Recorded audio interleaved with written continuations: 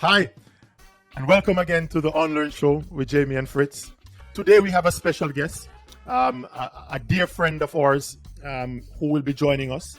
His name is Dr. Marcus Lee. And before we get into the conversation with Dr. Lee, we just want to welcome you to the Unlearn Show, where we undefine, unlimit, rethink, and unlearn. Marcus, tell us about how your life has changed since you left med school until where you are now. Tell us a little bit about that and that process for you. I've always relished. I love pressure, and I think I do best under pressure. The greater the pressure is, for me, that's what pushes me. And I think there's a distinction between stress and pressure. I am one of those people. I don't like the SWOT, because it starts, you try to find a solution within the very problem that you start in. You look for the strengths and the weaknesses, which are the internal parts. And then the opportunity and the threat is a way for me to retreat. I like the blow and shift model of the ERRC grid, where I start by thinking of creating.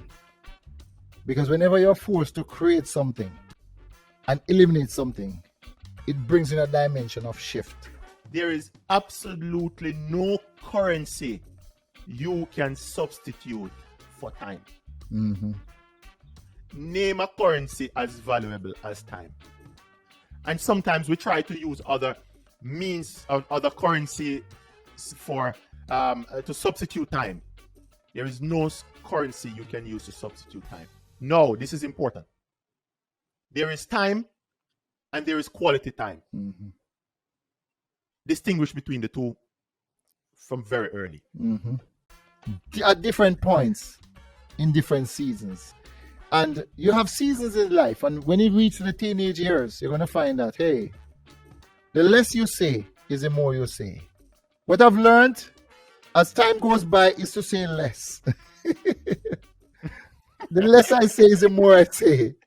Sometimes because they watch your life and they're saying, hush, your actions speak louder than your words.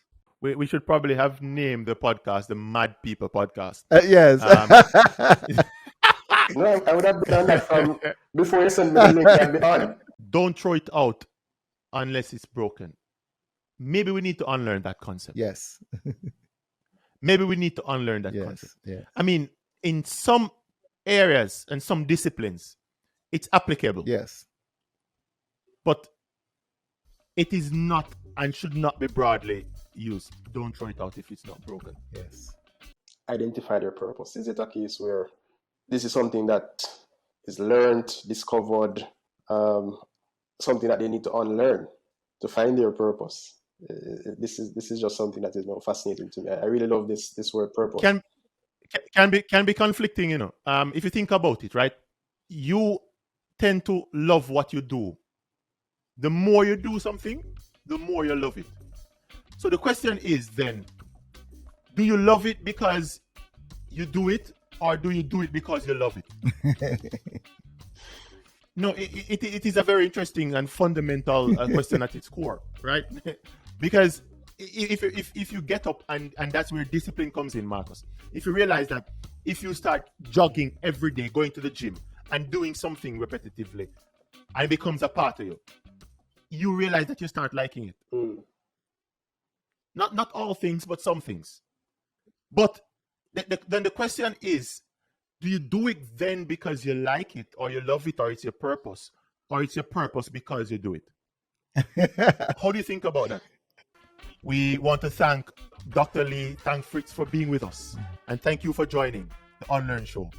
I hope that you created a new memory. Join us next week as we seek to unlearn, to rethink, to undefine, and to create a new memory. We hope that you were inspired. Thanks for joining. Thank you. Thank you. I hope I get the next invitation because this was interesting. Next week. Next week.